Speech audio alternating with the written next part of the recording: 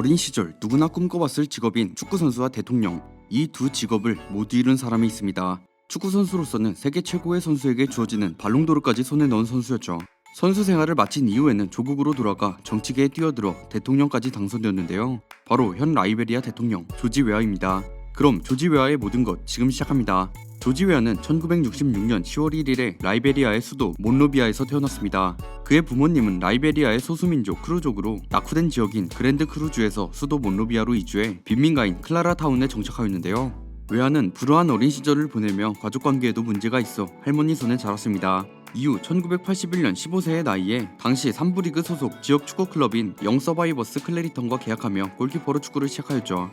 그렇게 골키퍼로 축구 생활을 시작했지만 얼마 안 있어 득점에 올리는데 흥미를 느낀 웨아는 공격수로 전향합니다. 공격수로도 잠재력을 갖추었던 그는 1984년 봉레인지 컴퍼니 유스팀으로 이적했죠.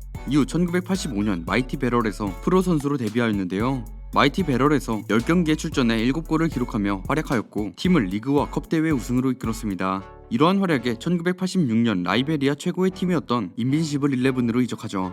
최고의 명문팀에서 역시 최고의 활약을 보였고 팀의 주장으로 팀을 이끌어 나가기 시작했습니다. 결국 23경기에 출전해 24골을 기록하며 리그 득점왕에 올랐습니다. 리그 득점왕에 오르는 활약에 팀 역시 리그 우승을 차지할 수 있었죠. 이때 웨아는 라이베리아 리그 최고의 팀에서 뛰고 있음에도 불구하고 전화교환국에서 기술자 일을 함께하고 있었는데요. 그의 활약을 인정받아 라이베리아를 떠나 해외 진출을 한 후에야 축구에만 전념할 수 있었습니다.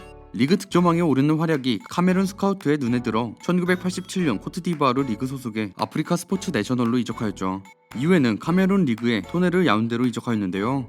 카메룬 리그에서도 18경기 15득점이라는 훌륭한 성적을 보였고 팀도 리그 우승을 차지할 수 있었습니다. 게다가 이 팀이 리그 우승을 차지한 것은 웨아가 있던 이 시즌이 마지막이었다고 하죠.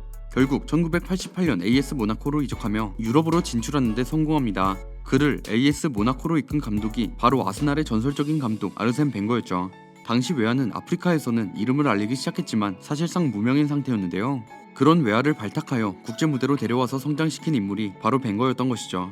벵거는 아프리카로 직접 가서 조지 웨아의 모습을 수차례 지켜보았고 결국 자신이 이끌던 AS 모나코로 영입합니다. 이전까지 조지 웨아의 활동 무대였던 아프리카 리그는 잘 알려지지 않았고 연봉도 적어 다른 축구 선수들에 비해 열악한 환경에서 축구를 하고 있었습니다. 게다가 가족까지 부양하고 있었던 웨아는 여러모로 열악한 상태였죠. 사인을 하기 위해 모나코에 왔을 때는 당장 쓸 용돈이 한 푼도 없었기에 벵거 감독이 용돈으로 500프랑을 줄 정도였습니다. 게다가 설상가상으로 그의 팔은 골절당한 상태였는데요. 구단에서도 그의 실력에 대해 의문을 제기했지만 벵거는 웨아를 전적으로 신임하며 열심히 하면 너는 최고의 선수가 될 수 있다 라고 격려했죠. 그리고 진짜 최고의 선수가 되었습니다. 첫 시즌부터 글렌 호들과 존 호흡을 보여주며 모든 대회에서 38경기 17골을 넣는 활약을 보였죠. 이때 모나코는 에마누엘 푸티, 릴리앙 튀랑 등을 유스에서 콜업했고 유리 조르카이프를 영입하는 등 좋은 스쿼드를 갖췄는데요. 안타깝게도 당시 전성기를 구가하던 마르세유가 4년 동안 리그 1위를 지켜나가며 모나코는 계속 준우승 또는 3위에 만족해야 했습니다. 그래도 재능을 보였던 웨아는 1991년 쿠프 드 프랑스에서 우승컵을 들어올렸죠.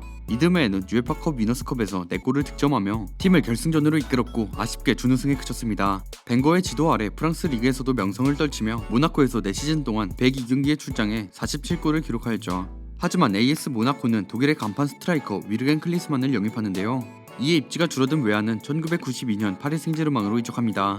웨아는 파리 생제르맹으로 이적하며 더욱 발전된 기량을 선보였는데 다비드 지놀라와 존 호흡을 보여주며 모든 대회 43경기 23골을 기록하는 활약을 선보였죠. 이적 뒤 첫 시즌인 92-93 시즌에 쿠프 드 프랑스에서 우승하였습니다. 93-94 시즌에는 각각 11골과 13골을 넣은 웨아와 지놀라의 활약에 파리는 창단 두 번째 리그왕 우승을 차지할 수 있었죠.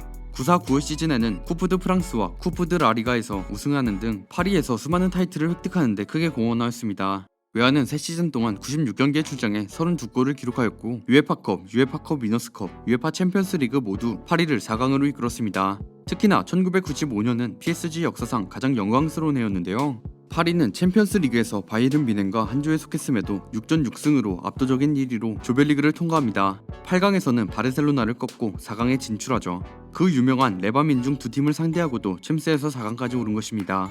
비록 4강에서는 AC 밀란에게 패배했지만 이 시즌 챔피언스리그에서 7골을 득점해 득점왕에 오른 웨아는 세계 최고의 선수 반열에 올랐죠. 파리 생제르맹에서 리그 우승 1번과 총 3번의 컵대회 우승을 차지한 웨아는 AC 밀란의 눈에 들어 이탈리아 리그로 이적했습니다. 파비오 카펠로 감독의 부름을 받은 웨아는 블랙 다이아몬드라 불리는 경이로운 신체 능력을 보여주며 활약을 이어갔는데요. 로베르트 바조, 파블로 디 카니오, 마르코 시모네, 데안 사비세비치 등 뛰어난 공격수들 사이에서도 가장 뛰어난 득점력을 선보였습니다. 또한 어시스트에서 역시 뛰어난 능력을 보여주며 이 시즌이 끝날 때 웨아의 기록이 36경기 15득점 15도움일 정도로 AC 밀란의 득점에 많은 관여를 했죠. 결국 파리 생제르맹에서의 후반기 챔스 득점왕에 오르는 활약과 더불어 AC 밀란에서의 전반기 마르코 반바스텐을 기억에서 지워버릴 만한 대활약으로 1995년 발롱도르와 피파 올해의 선수상을 싹쓸이해버렸습니다. 유럽과 남미 출신이 아닌 대륙 출신이며 아프리카인으로서 처음으로 발롱도르를 수상한 것이었고 세 번째로 아프리카 올해의 축구 선수상을 수상하는 등 개인 타이틀을 휩쓸었죠.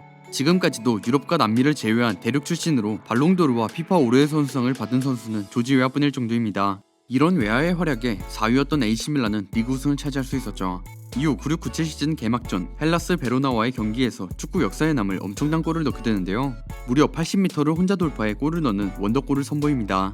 이 골은 현재까지 영상 자료가 존재하는 개인이 드리블로 돌파해 넣은 골 중 역대 최장거리 기록으로 알려져 있습니다. 기록으로만 남아있는 역대 최장거리 골은 펠레의 골인데요. 무려 자기 팀 골대 앞에서부터 상대 팀 골대 바로 앞까지 100m를 혼자 뚫어버리고 넣은 골로 이는 현재 라디오 중계자료만 남아있어 제대로 된 세계 기록으로는 인정받지 못했습니다. 여담으로 역대 최장거리 2위 골은 최근 푸스카스상을 받은 손흥민의 번리전 골이었죠. 이후 웨아는 이 시즌에도 리그 13득점을 기록하며 팀의 주 득점원으로 활약했지만 리그 우승을 차지하진 못했는데요.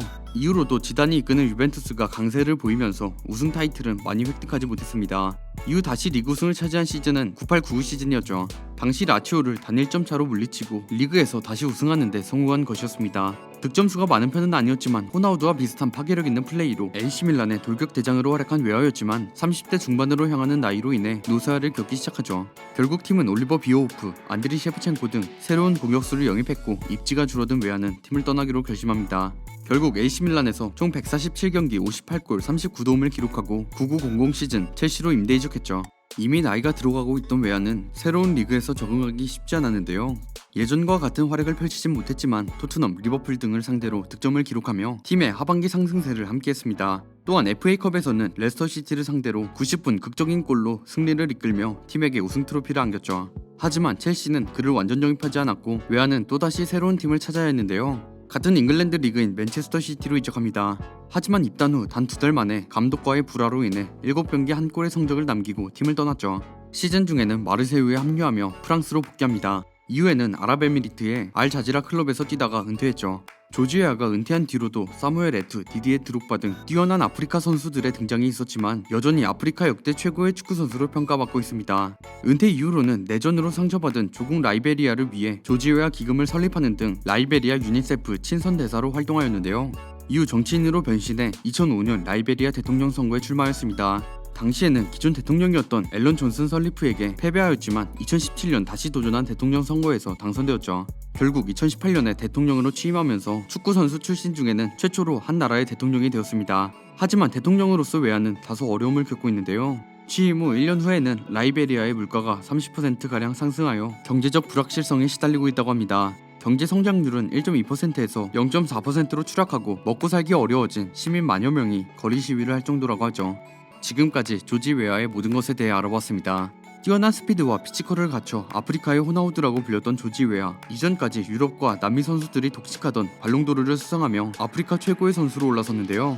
이후 사무엘 에투, 디디에 드록바도 해내지 못한 발롱도르 수상이었습니다. 그럼 앞으로도 아프리카에서 조지 웨아 같은 선수가 나오길 바라며 영상 마치겠습니다. 저는 지금까지 월간 베스트였습니다. 감사합니다.